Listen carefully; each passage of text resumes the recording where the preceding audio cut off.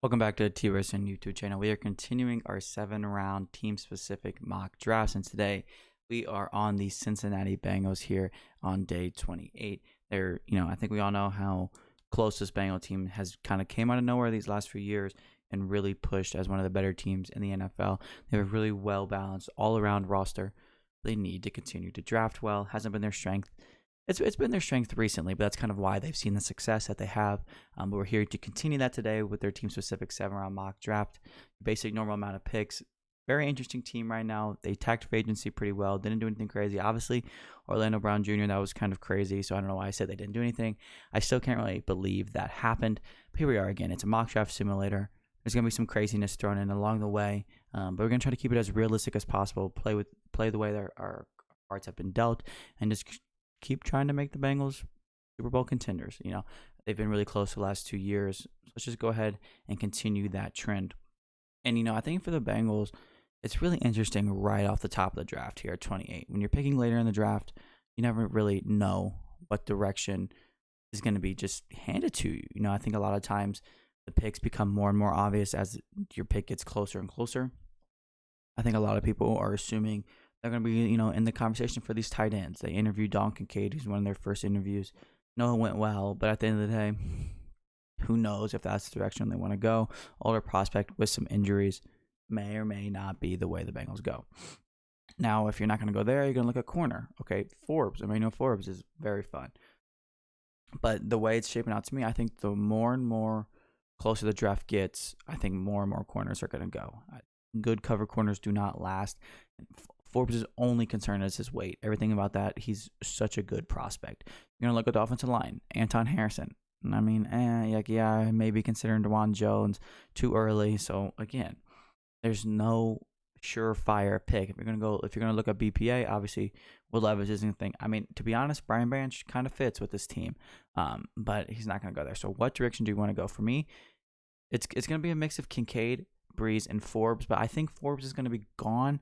And if he does, he's still a guy that could easily be in consideration. So for me right now, it's between Kincaid and Brian Brzee. I think for me, I would lean Brzee. I know how fun Don Kincaid could be in the Bengals offense. For me, the injuries mixed with the age are just a little too much. And a guy like Brian Brzee, who kind of fits what they're looking for at the 3-tech position, one of the younger players in the draft, was the number 1 prospect in his high school class. Not that totally matters, but we know the talent is there. The guy just got dealt a terrible deck of cards last year, and in his life so far, he's dealt through a lot. He's played through a lot, but the flashes of dominance are there with him. And I think, it's a defensive. The Bengals have what they need on offense for the most part. Obviously, yes, they could add a tight end, and I'm sure we will. They need some offensive line help. That's why free agency is here. They did a good job of filling those holes in free agency so they can attack the draft at BPA. And here at 60, DeJuan Jones is staring you in the face. I know some of these tight ends are also going to be interesting, but when you're at pick 60, I think a lot of people were really high on DeJuan Jones initially. I think there's a very, very, very realistic chance he is there at 60. And I'm not the biggest DeJuan Jones fan. I'll be the first to admit that. But at pick 60, in the Bengals situation, I think DeJuan Jones does make a lot of sense. And if that is the case, probably looking at a Jonah Williams trade to some degree. Who knows, though? You don't know, but I think DeJuan Jones fits what the Bengals would need at the right tackle position. There's obviously some concerns. That's why you don't take him in the first, but I think at pick 60, it's a little bit too much to pass up at that point. It's just got to go a little bit safe there. DeJuan Jones at 60, there's a lot to like. Now you're going to be looking at, the 3rd round. I'm not sure if Tucker Kraft is going to be there, but in our draft, he is. So we're not going to think twice about it. I think the Bengals obviously need some more tight ends in that tight end room. Irv Smith is very fun when he's on the field. Drew Sample, is what he is. Good blocker at this point. Devin Asiasi, nobody really knows what he is. Obviously Tucker Kraft there in the 3rd. You get a little bit lucky there because you're going to take advantage of some value there with Tucker Kraft. But again, it's tight ends. You never know where these tight ends are going to go. You never know how early some of these organizations are going to want tight ends. Not the most important position in the world, but a good tight end really does take your offense to the next level. And the Bengals get a really good value here with Tucker Kraft at 92. You can't really argue that at all. I think that's It's a very, very, very not. I don't say call it luck for the Bengals, but it's possible. But this is almost a dream scenario, adding a tight end like Tucker Kraft in the third. Now here at 131, we're gonna be looking at corners. I mean, I know they have safety here. I don't think safety is the biggest thing in the world. You also need to look at running backs with this whole Joe Mixon situation. So that's definitely in the back of my mind as well. But I think I'm going to look at corner.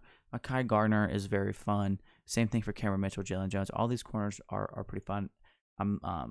So it just depends what kind of direction you want to go there. I'm going to take Mekhi Gardner here.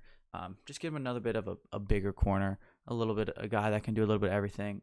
He's solid, he's got to develop a little bit, but a good thing the Bengals are in a position where they probably can let him develop.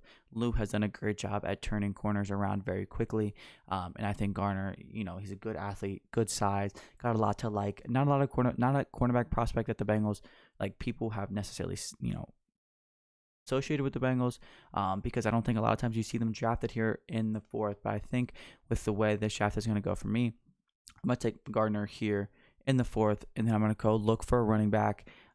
There's some interesting guys here, but for me, I'm gonna go Kenny McIntosh here in round 5, and I really, really do like the McIntosh fit with the Cincinnati Bengals. He has a really good receiving profile. He's got the explosive playability, but he also meets several thresholds for your size denominators and all that. If you're really into that, he's a little bit more of a guy who has the potential to be a 3-down guy, but he's also most importantly, he also cannot come off the field. He can be a 3-down guy. He still has that receiving workload. He's one of the few guys in this range that really fits what the Bengals like and still has the potential to be a 3-down guy, which is absolutely huge.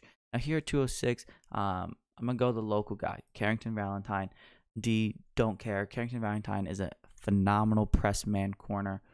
So good, so physical. He brings that toughness that the Bengals like. He really resembles a AFC North corner. I think there's a good shot he ends up in the AFC North because of that physicality, because of that press man coverage. He's very, very good.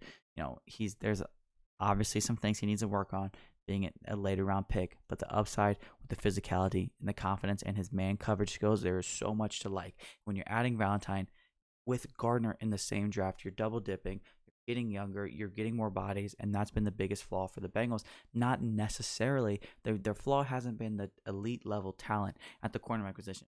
Cheeto Bayawuzie has been great when he's on the field. Obviously, we all know he tore his ACL, and then Cam Taylor-Britt, good young rookie, Mike Hilton. But now, when those guys get hurt, that's when the issues start to seep in. Now, adding Gardner and Valentine to not only help you with the depth now, but the potential to develop into guys that can come in and be those high-level starters for you.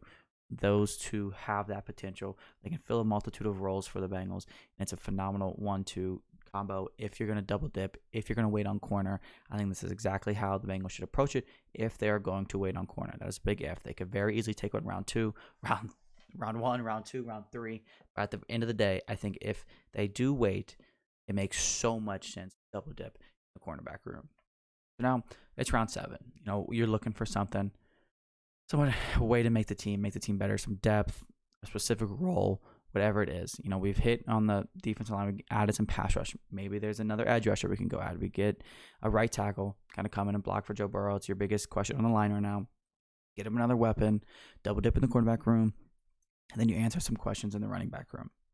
So for me, the first position I'm going to go look at is edge. Robert Beal is going to be super tough to pass up for me. But I'm going to do my due diligence elsewhere and look at some of these receivers. I like the idea of Darius Davis. He's probably the best returner in this draft, and I think that is something the Bengals could use. I really do think that would kind of help. It's one of those things, like I said, you need to find a role to get on the team here. I think Darius Davis could do that. So that's definitely possible. I just can't pass up Robert Beal from Georgia. I mean, guy's an edge rusher that runs in the 4.4s. That's just absurd. That's the kind of athleticism the Bengals need coming off of the edge. That's a juice that they need. They have some solid pass rushers, but they don't have too many pass rushers that just win by pure athleticism. So I think when you add a guy like that to complement Sam Hubbard, to complement Trey Hendrickson, to add him with a guy like Joseph Asai in this draft, Brian Brzee, check a lot of boxes there with a guy that can do a lot for you. A guy with that speed can contribute on special teams. He can do so much. Robert Beal Jr. is one of my favorite picks for the Cincinnati Bengals down the board. Really, any team down the board looking for some extra pass rushing juice and some special teams upside. This is a very good draft for the Cincinnati Bengals. They really did a good job. The first round pick, you're taking a smaller risk. It's a good position of need. It's a position of value anyway, but one of the better players there. He's dealt with a lot. He's young. He checks a lot of boxes. There's some question marks, but I do think the reward outweighs the risk here. And then you're going to take Juwan Jones in the second, great value, and then you're going to get value on Kraft, double dip in the cornerback room, like I just said. Finish out some running back, the questions in the running back room, and then an explosive pass rusher on the outside in Robert Beal. This Bengals draft can go a lot of different ways. Like I said, when you pick in the late first round, you're kind of just taking that player that falls to you. And today, that was Brian Brzee. Maybe on the real draft, it's Emmanuel Forbes. Maybe it's Kalijah Kancey. Whatever it is, when you're picking the back half of the first, specifically at the end of the first, you're just going to kind of be left with not necessarily your choice of players. You're going to have a guy that's probably going to be staring at you in the face, and we'll see who that is come draft night. If you don't miss any NFL draft-related news, any NFL news, any sports news in general, make sure you follow on all TWSN social media accounts. We have a few more team-specific mock drafts to get to, so if you don't want to miss out on that, make sure you follow along here on the TWSN YouTube channel, and I'm looking forward to seeing you guys here soon.